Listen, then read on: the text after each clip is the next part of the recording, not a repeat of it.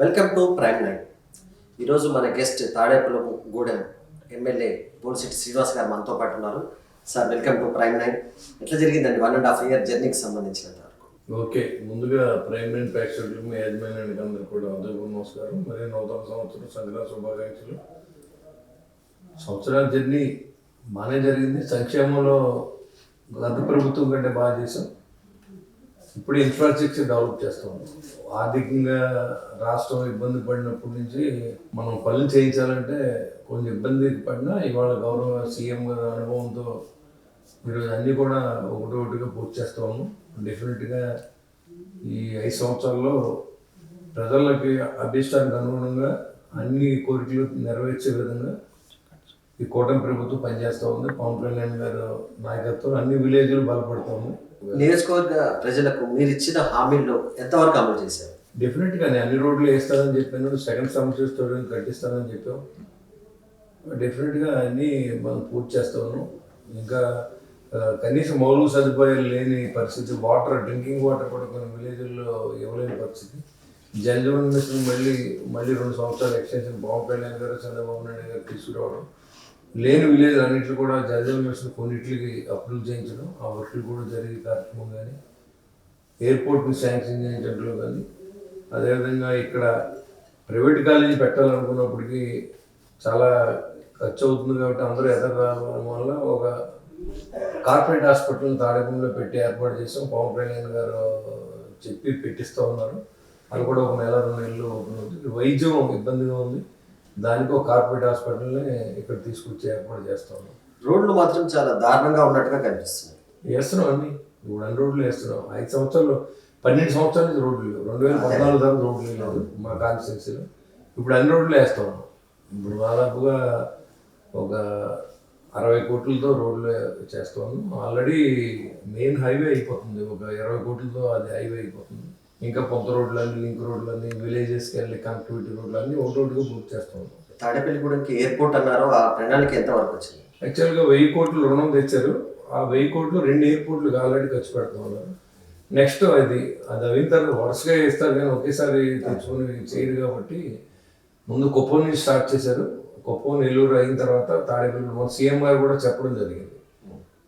అంటే ఆర్థిక ఇబ్బంది వెంటాడుతూ ఉంది, స్థలం సేకరణ చేయవలసి ఉంది. కేంద్ర ప్రభుత్వం స్థల సేకరణ చేస్తే కఠిన ఏర్పాట్లు చేస్తానని కూడా చెప్పడం జరిగింది. మేము స్థల సేకరణ కూడా సహాయం చేయమని కూడా మేము కేంద్ర మంత్రిని అడగడం జరిగింది.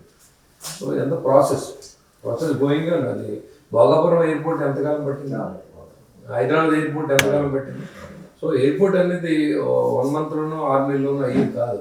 ఇది మనం స్థల సేకరణ చేయడానికి 1 సంవత్సరం కాలం పడుతుంది. పోలవరం ప్రాజెక్టు స్థల సేకరణ ఈ రోజు కూడా ఇంకా నిర్వాసితులు డబ్బులు ఇవ్వలేకపోయిన పరిస్థితి. అంటే ఎప్పుడంటే స్టేట్ ఏర్పడినప్పటి నుంచి ఈ ఆర్థిక ఇబ్బందులు వెంటాడుతూ ఉన్నాయి. సో ఆ పరిస్థితుల్లో కొంత టైం పట్టవచ్చు. అయితే వస్తువులైతే గ్యారెంటీ శాంక్షన్ కాలేదు. శ్రీనివాస్ గారు, అంటే మీరు రాజకీయాలకు సంబంధించినంత వరకు మీరు కరెక్ట్ అనుకుంటున్నారా? లేకపోతే ఎందుకంటే రాజకీయాలన్నీ పూర్తిగా మారినాయి కనుక ఎక్కడైనా అనిపించిందా ఏదైనా రోజు అబ్బాయి రాజకీయాలకు రాకుంటే బాగుండని? డెఫినెట్గా నేను మన మెంటాలిటీకి అయితే రాజకీయాలు సూట్ అవ్వదు. ఎక్కువ మన అన్నమాట నిలబెట్టుకుంటాం అనేది చాలా కష్టంగా ఉంటుంది కాబట్టి మన లాంటి కష్టం. నేను యాక్చువల్గా బిజినెస్ అంటే నాకు ఇష్టం, రాజకీయాలు అంటే కూడా.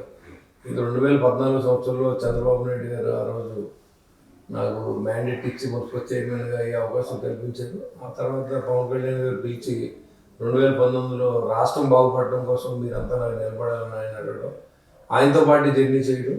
2019లో ఓడిపోయినప్పుడు కూడా ఆయన చెప్పిన కార్యక్రమాలు ప్రజల్లో ఉండడం, ప్రజల శ్రేయస్సు కోసం పనిచేశాం. సో అలా ఇంకా ఈ రాజకీయాల్లో ముడిపడి ఉంది.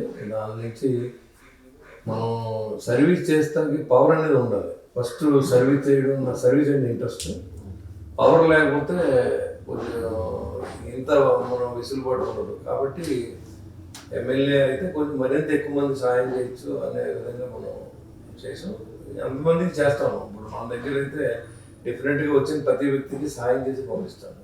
ఈరోజు ఖాళీ చేతులతో పని అవ్వకుండా పంపుతాం. ఆర్థిక ఇబ్బందులు ఉన్న హాస్పిటల్ బిల్లులు అయినా లేకపోతే గవర్నమెంట్ నుంచి రావాల్సినవి అయినా అంతా మన వరకు మనం మంచి చేసుకుంటానే వెళ్తున్నాం ఈ గడిచిన సంవత్సరాల్లో. శ్రీనివాస్ గారు కాంట్రాక్టర్ నుంచి బాగా డబ్బులు తీసుకుంటున్నారు అంటారు, నిజమేనా? నేను ఎవరైనా ఒకరితో చెప్పించండి ఇప్పుడు చేసిన వర్క్లో తీసుకుందే ఇక్కడ తీసుకుందే ఇక్కడ బ్రాందీ షాపులు కానీ కాంట్రాక్టులు కానీ శాండ్ ఏమున్నావు మన దగ్గర మట్టి కానీ అవి మనం టచ్ అయ్యాం మన దగ్గర అలా ఎవరో వచ్చిన కూడా ఉండదు. అంటే ఎవరైనా పని కొరకు మీ దగ్గరకు వస్తే మీరు దాన్ని తీసుకొని డెవలప్మెంట్కి ఇస్తారని కూడా నేను తీసుకోను అదే మీరు తీసుకోరు కానీ ఏమనంటే ఇమ్మంటాం అది అది వేరే విషయం. అంతేగాని నేను తీసుకుంటాను నాకు అవసరమే లేదు. నా ఉన్న ఆస్తి అమ్ముకున్నాం తప్ప ఎవరైనా డబ్బులు అడిగి అదే ఇవ్వాల్సిన అవసరం కూడా లేదు. అంటే అట్లా ఎట్లా చేశారు అంటే మీరు అనుకున్న సెకండ్ వర్షన్ కి సంబంధించి డబ్బులు ఎవరైనా ఇస్తే దాన్ని తీసుకొని డెవలప్మెంట్ కొరకు తీసుకోవడం లేదు, తీసుకోవడం కాదు వాళ్ళకి అక్కడ ఇవ్వడం. ఎవరైనా సాటిస్ఫై మన డబ్బులు ఇవ్వాలని నాకు అక్కర్లేదు, నేను ఐఎమ్ వెరీ హ్యాపీ, నాకు డబ్బులతో పని లేదు, మీరు ఎందుకంటే అలా చేస్తున్నాం. బిఫోర్లో చంద్రబాబు నాయుడు గారు చేసేది ఎవరైనా చేసేది అంటే మీ దగ్గర అవసరం ఉంటుంది కదా ఎవరైనా మీరు డబ్బులు ఇస్తారు, అదే మీరు తీసుకోకపోయినా మీరు ఎవరికో సాయం చేయొచ్చు కదా. P4లో మనం అవన్నీ చేస్తాం తప్ప అలా అయితే ఇక్కడే మా స్టేట్లో ఎక్కడ చేయట్లేదు, ఇక్కడే కాంట్రాక్టర్లు పనిచేస్తున్నారు. డబ్బు అడిగితే ఎవరో చేయిస్తున్నారు, బిల్లులు రాకుండా ఎవరు పని చేస్తాడా? మీకు అర్థం అవ్వలేదు అప్పుడైనా? అంటే ఆశలు పోగొట్టుకున్నారంట, నిజమేనా మీరు రాజకీయాలకు వచ్చి? అదే ఇష్టపడే కదా పోగొట్టుకున్నాం అంటే అమ్ముకుని రాజకీయం చేసాం. ఇప్పుడు కూడా అమ్మాను ఎగ్గిద్దరు 45 ఎకరాలు పోగొట్టుకున్నాను. జనరల్ రాజకీయ నాయకులు రాజకీయాలకు వచ్చాక ఆస్తులు పెంచుకుంటారు అవసరం లేదు, నాకేం అలా అసలు దానికి ఏం చేస్తాను నేను పెంచుకోవాల్సిన అవసరం లేదు. ఏం చేస్తాం, మా అబ్బాయి స్కూల్ ఉంది మాకు, మా అమ్మాయి పెళ్ళి అయిపోయింది, అంతా మాకేం పెద్ద డబ్బుతో పని లేదు. దాన ధర్మాలు చేయడానికి డబ్బులు మాకు డబ్బులు ఇస్తే చాలు, ఇంకెవడో మాకెవడో డబ్బులు ఇవ్వవసరం. నాకు కానీ మా పిల్లలకి కానీ డబ్బులతో పని లేదు. ఈ సమన్వయం ఎలా ఉందండి కూటమిలోకి సంబంధించి, ముఖ్యంగా జనసేన టీడీపీ గురించి ఎట్లా ఉందండి? యాక్చువల్గా మనం ఎంత సమన్వయం చేసుకుంటా సీట్ రానోళ్ళు అయితే ఏమీ మనకి కలిసి వచ్చే పరిస్థితి ఏం లేదు. కేడర్ అంతా తెలుగుదేశం కేడర్ అంతా నాతో, వాళ్ళంతా ఏం వచ్చినా వాళ్ళకి ఏం పనులు ఉన్నా అన్నీ మనం చేస్తాం. ఎవరైతే యాస్పిరెంట్ ఉన్నాడో అతనితో కలిసి అతను, ఎందుకంటే మా పిల్లలు విమర్శించిన తర్వాత నేను అతనితో కలవను కూడా.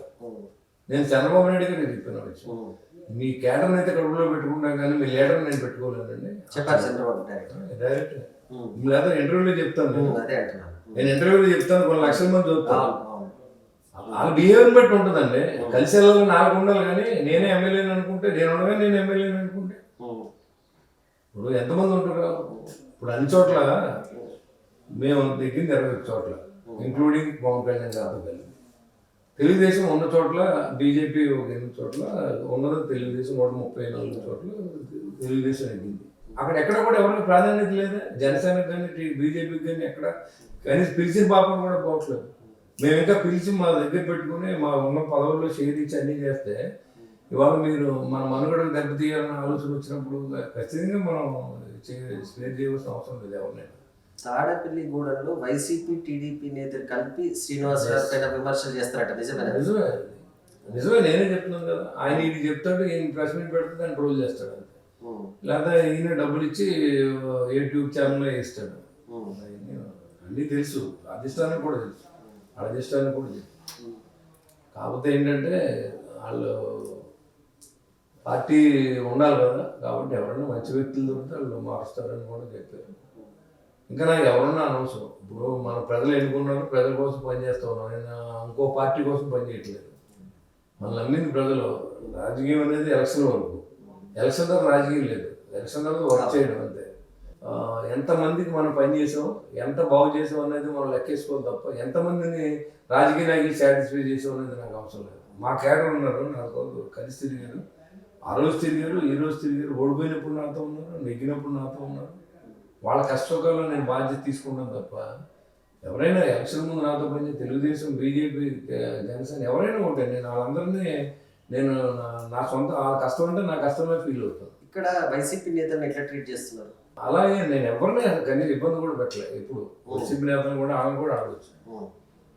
అసలు నేనైతే ఎవరిని అలా అనవసరం. నా ఉద్దేశం ఏంటంటే ఎవరి పార్టీ వాళ్ళు చేసుకుంటారు, మనం ఎందుకు ఇబ్బంది పెట్టాలి? మనం ఎందుకు ఇబ్బంది పెట్టితే మనకు వచ్చి కలిసి వచ్చిందండి. నన్ను ఇబ్బంది పట్టి ప్రయత్నం చేశారు, నేను ప్రతిఘటించి నిలబడ్డాను 5 సంవత్సరాలు. నేను కాబట్టి నిలబడ్డాను, అదే పని నేను చేసి ఉంటాను నిలబడ్డాను. అయినా నేనేమి అలాంటివి చేయదలుచుకోలేదు. ఎందుకంటే పైన భగవంతుడు ఉన్నాడు, మన పార్టీ కోసం పనిచేస్తే ప్రజల కోసం పనిచేయాలి, వాళ్ళ కోసం పని చేయట్లేదు.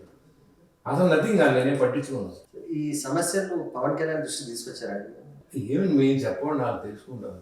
ఇవి జరిగే ఇన్సిడెంట్లు ఇంకా అత్తమానం వాళ్ళ స్టేట్ని నడపడమే బాధ్యత, కానీ పార్టీలో ఉన్నాయి మనం సర్దుకుని వెళ్ళాలి. ఆల్రెడీ అలాగే చేసాం, 15 ఏళ్ళు చూసాం. ఆ తర్వాత అంటే ఎప్పుడు మీరే చదువుకుంటున్నారు, అదే ప్రాబ్లం. సర్దుకుంటూ అంటే ఇంకా అది కూటమి అన్న తర్వాత కొంచెం మనం కూడా మా నాయకుడు తగ్గి మనం రాష్ట్ర శ్రేయస్ కోసం మనం ఎన్నుకున్నారు కాబట్టి రాష్ట్ర ప్రజలు సంతోషంగా ఉండాలి, రాష్ట్రాన్ని మంచి చేయాలనే ఉద్దేశంతో పనిచేస్తున్న పార్టీ జనసేన పార్టీ. వాళ్ళు ఎన్ని ఇబ్బందులు పెట్టినా మమ్మల్ని ఏం పెట్టలేరు. వాళ్ళు అనుకుంటారు ఇబ్బంది పెట్టారండి, కానీ మనల్ని ప్రజలు ఎన్నుకోబడిన మమ్మల్ని ఏం చేస్తారు? ఇవాళ కాదనేది ఏం లేదు కదా. మీరు తెలుగుదేశం ఎగ్జిస్ట్ కాదు, లేకుండా యాస్మెంట్ ఎవరైతే ఉన్నారో వాళ్ళు ఎగ్జిస్ట్ అవ్వట్లేదు. వాళ్ళ ఎమ్మెల్యే ఫీల్ అవుతున్నారు. అధికారులు ఆదేశాలు ఇవ్వడం, నేను మళ్ళీ రేపు పొద్దున్న వస్తే మీ సంగతి చూస్తానని చెప్పడం. నేను ఎమ్మెల్యేని ఉండగా, ఎమ్మెల్యే బతుకుండగా నేనే మళ్ళీ ఎమ్మెల్యేని అంటే అది ఎవరన్నా ఉన్న చోట్ల అన్నారా? ఎక్కడన్నా ఇప్పుడు ఉన్న తణుకుంది, జనసేన వాళ్ళు పిలిచి అలా చేస్తారా? లేకపోతే ఏలూరులో చేస్తారా? చేయరు కదా. ఎవరు ఎమ్మెల్యేలు ఇండిపెండెంట్గా ఉన్నారు, ఎక్సెప్ట్ జనసేన. మీది ఇక్కడ ఉన్న చోట మాత్రం మేము అందరినీ మా షేర్ ఇవ్వాలి, అన్ని చేయాలి. జనసేన ఉన్న చోటు ప్రాబ్లం ఉన్నట్టుగా చాలా చోట్ల ప్రచారం జరుగుతుంది. ఉంటుందండి, అదే చెప్తున్నాను కదా, లీడర్ సాటిస్ఫై అవ్వట్లేదు కదా. నేను ఎమ్మెల్యే అయిపోతున్నాను. మొన్న మరీ ఎంత ఎక్కువ ఏంటంటే ఈ కూటమిలో వచ్చిన మెజార్టీలే చూసిన తర్వాత మొన్న అది ఊరుకుని అయిపోయినాడు. ఊరుకునే అవ్వలేదు, చాలా చాలా ఆస్తి అమ్ముతానికే నేను ఎమ్మెల్యే ఉన్నాను. 3 సార్లు పోటీ చేశాను. ఒకసారి చైర్మన్ పోటీ చేశాను, తర్వాత అప్పుడు గెలిచాను. 2019లో ఓడిపోయాను, 2024లో గెలిచాను. 3 ఎలక్షన్లు చేసి నిలబడి కాన్స్టిట్యున్సీ మెయింటైన్ చేసుకుని పార్టీని నడుపుకుని ఎంత శ్రమపడడం, ఆ వ్యాపారం పోగొట్టుకుని ఆర్థికంగా నష్టపోయి కేసులు పెట్టించుకుని కాయటం కాపాడుకుంటా. శ్రీనివాస్ గారు ఓపెన్గా మాట్లాడడం కూడా ఆయన కొంత నష్టం జరుగుతుందా? ఏముండదండి, ఓపెన్గా మాట్లాడటమే కరెక్ట్. దాసుకు మాట్లాడే అలవాటు లేదు, అది రాదు. దాసు కోసం అవసరం కూడా లేదు. ఎందుకు మనసులో పెట్టి బాధపడుతుంది కంటే ఉన్నది ఓపెన్గా మాట్లాడటమే కరెక్ట్ కదా. ఎందుకు మనసులో ఒకటి బయట ఒకటి నటించడం నాకు రాదు. అది నేను భవిష్యత్తులో కూడా అలా ఉన్నాను. నాకు పదవులు ఇచ్చినా ఓపెన్ పర్లేదు, నేను ప్రజల కోసం పనిచేస్తాను. కానీ అలా అయితే నేను ఈ రోడ్ల గురించి అసెంబ్లీలో అడిగినప్పుడు కానీ, కాలువల గురించి అడిగినప్పుడు కానీ అన్నీ నేను మా సీఎం గారు కూడా ఎంకరేజ్ చేశాను. యాక్చువల్గా మనం సభకి వెళ్ళేది ప్రజా సమస్యల మీద మాట్లాడుకుంటాకి, మనం కోడుకుంటా కాదు. మీరు మంచోళ్ళు అనుకుంటా కాదు. ఈ ప్రభుత్వం గవర్నెన్స్ ఉన్న ప్రభుత్వం పనిచేస్తూ ఉంది. ఇవాళ పోలవరం పరుగులు పెట్టిస్తూ ఉన్నారు, అమరావతిని పరుగులు పెట్టిస్తూ ఉన్నారు, విశాఖ ఉక్కు కోసం పోరాడుతూ ఉన్నారు. గత ప్రభుత్వం చేయని పనులన్నీ కూడా ఇవాళ ఈ ప్రభుత్వం మొదలుపెట్టింది చేయడం. 14-19 వరకు కూడా ఆయన కష్టపడి పనిచేశారు చంద్రబాబు నాయుడు గారు. అంత బ్యాడ్ గవర్నెన్స్ కాదు. సరే, ఆయన ఆ రోజు ఓడిపోయారంటే ప్రజలు ఒక ప్రభుత్వం రాజశేఖర రెడ్డి గారు కొడుకుని చూడాలి, ఆయనలా ఉంటాడు అనుకుని ఎన్నుకున్నారు. దాని ప్రతిఫలం ఈ రోజు కనిపిస్తుంది రాష్ట్ర ప్రభుత్వం. ఎక్కడ ఆర్థికంగా ఇబ్బందులు వెంటాడుతుంది. మీ ప్రభుత్వం కూడా ఎక్కువ సంక్షేమమే అంటుంది, నిధులు ఇవ్వడం కానీ లేకపోతే అకౌంట్లకు పంపడం కానీ. సరే, ఆయన బట్టనేదో నొక్కి పంపించేవాడు, కానీ ఇప్పుడు టీడీపీ ప్రభుత్వం, మీ కూటమి ప్రభుత్వం కూడా ఎక్కువ దీనిపైనే ఫోకస్ ఉంది, కానీ అభివృద్ధి ఎక్కడో కొంత వెనకడికి ఇస్తున్నట్టు కనిపించట్లేదు. డెఫినెట్గా అది మీరు నేను మాట్లాడేందుకు మీరు చూస్తే అసెంబ్లీలో అది కూడా మీకు అర్థం ఉంది. యాక్చువల్గా నేను ఎక్కడ చెప్పడం కాదు, అసెంబ్లీలో కూడా ఇదే మాట చెప్పాను. సంక్షేమం ఆలోచన చేశారు, మనం చేస్తాము. దాంతోపాటు ఇన్ఫ్రాస్ట్రక్చర్ డెవలప్ చేయవలసిన అవసరం ఉంది. ఏది రోడ్లు పరమ అసహ్యంగా ఉన్నాయి, చాలా యాక్సిడెంట్లు అవుతున్నాయి, ప్రాణాలు పోతూ ఉన్నాయి. ఇవన్నీ కూడా నిజం అంటే వాళ్ళు యాక్సెప్ట్ చేశారు. యాక్సెప్ట్ చేసి అన్ని మార్పులు చేస్తూ ఉన్నారు. వాళ్ళు అన్ని రోడ్లు మళ్ళీ రిపేర్లు కొన్ని చేస్తున్నారు, కొన్ని రోడ్లు కొత్త చేస్తూ ఉన్నారు. ఆర్థికంగా ఇవాళ సంక్షేమం చేయడం అనేది తప్పని మనం అనలేం, కానీ యాక్చువల్గా కొన్ని చేయవలసిన అవసరం లేదు. ఇవాళ ఏంటంటే జనాన్ని ఒక మాన్యువల్లో తీసుకెళ్ళిన తర్వాత సడన్గా బయటికి తీసుకొచ్చేస్తే ఈ నాయకుడు మంచోడు కాదని అంటారు. సో ఆ మాన్యువల్లో ఉండగానే వాళ్ళకి అర్థమయ్యేలా చెప్పాలి. నా ఉద్దేశం ఏంటంటే ఇవాళ మీరు ఇంటర్వ్యూ పెట్టింది నేను నా ఒపీనియన్ ఉండే, మీరు ఇచ్చి పథకం కంటే మా ఇంట్లో ఉద్యోగం ఏమన్నా అడగండి, అది న్యాయం. మీరు ఇచ్చి పథకం మాకు వద్దు, మీరు 15,000 సంవత్సరాలు మాకు వద్దు, నెలకి 30,000 నుంచి 50,000 జీతం ఉండి మా కుటుంబం హ్యాపీగా బతుకుతుందని అడగండి. జనాన్ని ఎడ్యుకేట్ చేయాలి. ఇప్పుడు ఇచ్చి 15,000 మీకు దేనికి సరిపోతుంది? ఒకసారి హాస్పిటల్కి వెళ్తే మీకు సరిపోవు. ఒక టెస్టులు చేస్తే 4,000 అవుతున్నాయండి. ఇవాళ కార్పొరేట్ హాస్పిటల్ లక్షలు అవుతున్నారు. ఇవాళ ఇవన్నిటికంటే కూడా ఒక ఇంట్లో ఒక ఉద్యోగం ఉంది. ఈ ప్రభుత్వం మీరు కోరవలసింది, నేను దయించి అర్థం చేసుకోండి, ఇప్పుడు మీ టీవీ ద్వారా కూడా నేను రిక్వెస్ట్ చేస్తాను మిమ్మల్ని అందరినీ. నేను తప్పు అని అనట్లేదు, సంక్షేమం తప్పు అని అనట్లేదు. సంక్షేమం వల్ల రాష్ట్రం అభివృద్ధి చెందదు. ఇన్ఫ్రాస్ట్రక్చర్ డెవలప్ అవ్వాలి, టూరిజం డెవలప్ అవ్వాలి. ఇవాళ 988 కిలోమీటర్లు తీర ప్రాంతం ఉన్న రాష్ట్రం ఆంధ్రప్రదేశ్. ఇలాంటి చోట మనం తీర ప్రాంతం అభివృద్ధి చేసుకోవాలి, పర్యాటకం అభివృద్ధి చేసుకోవాలి, టూరిజంని బాగా డెవలప్ చేసుకోవాలి, హోటల్స్ కట్టాలి, ఎంప్లాయ్మెంట్ ఇవ్వాలి, ఇంకా హార్బర్లు వచ్చింది, మినీ హార్బర్లు కట్టాలి. ఇంత తీర ప్రాంతం ఉంది మన గుజరాత్ తర్వాత మన అంత తీర ప్రాంతం ఉన్నది. ఇవాళ చూడండి, మీకు గుజరాత్లో షిప్ బ్రేకింగ్ యూనిట్ ఉంది, దాని మీద కొన్ని వేల మంది బతుకుతూ ఉన్నారు. ఒక సంవత్సరానికి 250 షిప్పులు బ్రేక్ చేస్తూ ఉన్నారు. నేను చూసి వచ్చాను వెళ్ళి. అసలు ఈ తీర ప్రాంతాలు అభివృద్ధి చేయాలి. ఎప్పుడైనా నన్ను అడిగితే కనుక అడుగుతారేమో, అడిగితే చెప్తామని నేను వెళ్ళి చూసి తిరిగి వచ్చానండి. వాడుకుంటే ఈ రాష్ట్రం అభివృద్ధి చేయవలసిన అవసరం ఉంది, కానీ అన్ని సంక్షేమాలకు ఖర్చు అయిపోతున్నాయి. ఇవాళ అన్నమాట నిలబెట్టుకున్న చంద్రబాబు నాయుడు నన్ను ఓడించమని తప్పులేదు, కానీ రాష్ట్రాన్ని బాగుంది. నా ఓపెన్గా నేను మాట్లాడుతున్నాను మీతో, దీంట్లో ఏం దాపరికం లేదు. మీరందరూ ఒకసారి ఆలోచన చేయండి. రాష్ట్ర ప్రజలు కోరతంగా 2 చేతులు పెట్టి నమస్కారం పెట్టి నేను అడుగుతున్నాను. మీ ఇంటికి ఉద్యోగం అడగండి, రాష్ట్రాన్ని అభివృద్ధి చేయమని అడగండి, పోలవరం పూర్తి చేయమని అడగండి, అమరావతి నగరాన్ని నిర్మించమని అడగండి, విశాఖ ఉక్కుని మళ్ళీ రన్నింగ్లో పెట్టమని అడగండి, పోలవరం నిర్వాసితులకి మీరు డబ్బులు ఇమ్మని అడగండి. మీరు అడిగేది న్యాయమైన కోరిక అడగండి. అమ్మఒడి లేకపోతే ఇంకో అమ్మఒడి. నేనేమంటానంటే ఫ్రీ ఎడ్యుకేషన్, అలాగే ఫ్రీ వైద్యం చేసుకుని వృద్ధా పెన్షన్ ఇస్తే రాష్ట్రానికి చాలు, ప్రజలకు సరిపోతుందని నా ఉద్దేశం. కానీ చాలామంది దాన్ని నెగ్గారు కాబట్టి ఇలా అంటే నేను నెగ్గినా చెప్తున్నాను. ఇవాళ రాష్ట్రం పడి ఆర్థిక దుస్థితి చూస్తూ ఉంటే ఇది కరెక్ట్ కాదేమో అని నేను అభిప్రాయపడి ప్రజల ముందుకు నేను చెప్తున్నాను. ఎందుకంటే ఓపెన్గా చెప్తున్నానంటే మీరు అర్థం చేసుకోవచ్చు. నేనేమి పార్టీకి ఎగ్నేసి నా సొంత అభిప్రాయాన్ని నేను వెళ్ళగక్కిన హక్కు నాకు ఉంది. అలాగే నేను పడితే అది మాట్లాడకూడదు మీడియా ముందుకు వచ్చింది.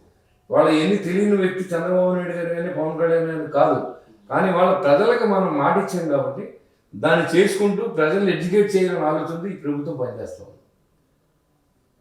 డెఫినెట్గా ప్రజలు అర్థం చేసుకుంటారు. ఇవాళ కాకపోతే నాలాంటి 10 మంది చెప్పాల్సిన అవసరం ఉంది.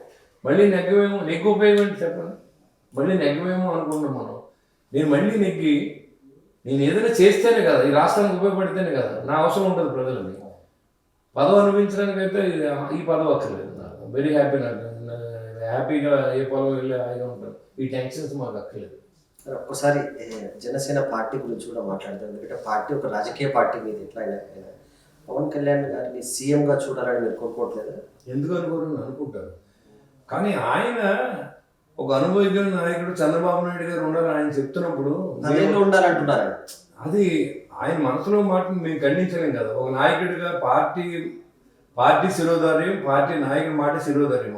అంటే మేము అలాగే ఉన్నాం. యాక్చువల్గా ఎవరికైనా ఉంటుంది. ఇప్పుడు మీరేమనుకుంటారు, మా టీవీ ప్రైమ్ 9 నెంబర్ 1 స్థానంలో ఉన్నారనుకుంటారు.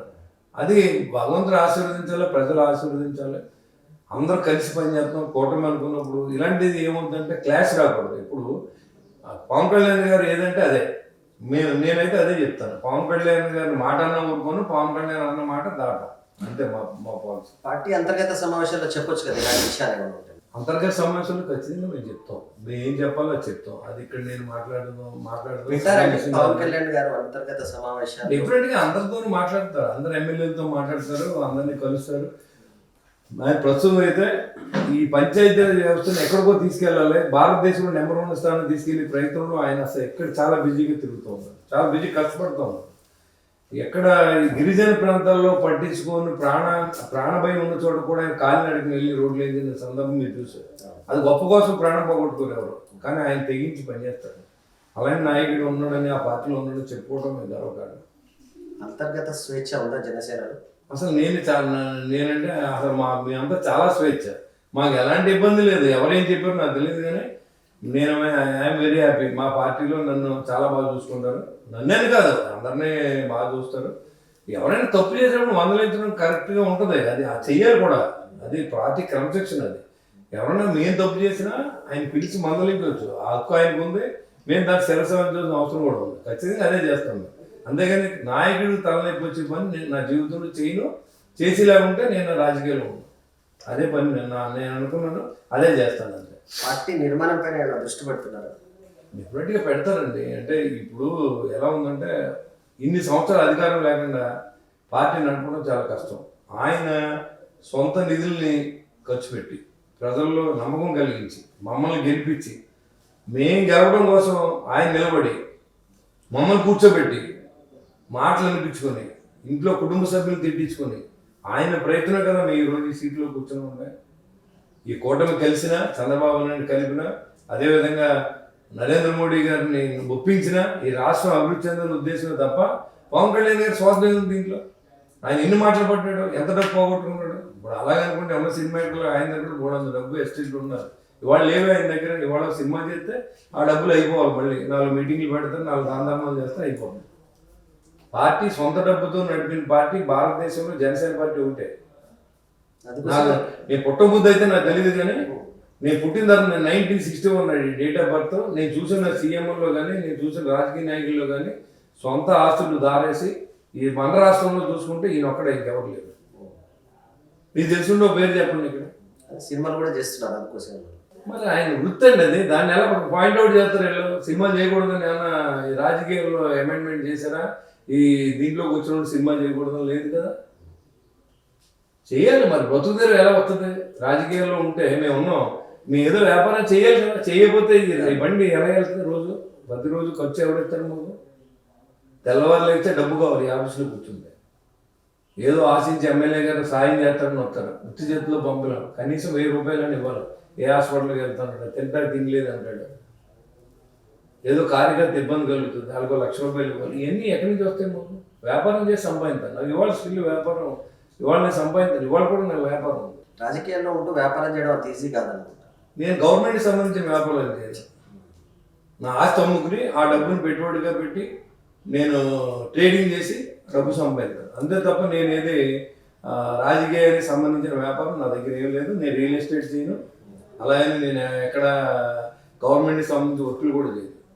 రాజకీయాల్లో ఉన్నా నాకు కూడా ఎథిక్స్ ఉన్నాయి. నేను గవర్నమెంట్ ఇన్ఫ్లుయెన్స్ చేసే పని నేను చేయను కూడా. జనసేన పార్టీ అనేది ఒక్క సామాజిక వర్గానికి పరిమితం అవుతుందా అనే చర్చ కూడా కొంత జరుగుతుంది. దానిపైన మీరేమంటారు? గెట్నోళ్ళు చాలా చెప్తారండి. మా సామాజిక వర్గంలో ఏమంటారంటే, నేను కాపే, ఆయన ఏమంటారంటే జనసేన పార్టీలో కాపులకి నేను చేయట్లేదు వీళ్ళు అంటారు. బయట పార్టీకి బురదల్లి వాళ్ళు ఏమంటారంటే ఈ కాపుల పార్టీ అని వాళ్ళు అంటారు. ఏం న్యాయం మీరు చెప్పండి? ఇది కూడా చూశారు కదా. ఇది పేరు నని కానీ వీళ్ళెవరు మన అంబటరాంబాబు కానీ ఏమంటారు? కాపులు వాడుకున్నాడు, పవన్ ఏం వాడుకున్నాడు, కాపులు ఏం వాడుకోలేదు. అందరూ ఆ రోజు కాపులు ఆయన మీద నమ్మకంతో ఎక్కువ శాతం మంది జనసేన పార్టీకి అడాప్ట్ చేసుకున్నారు పార్టీని.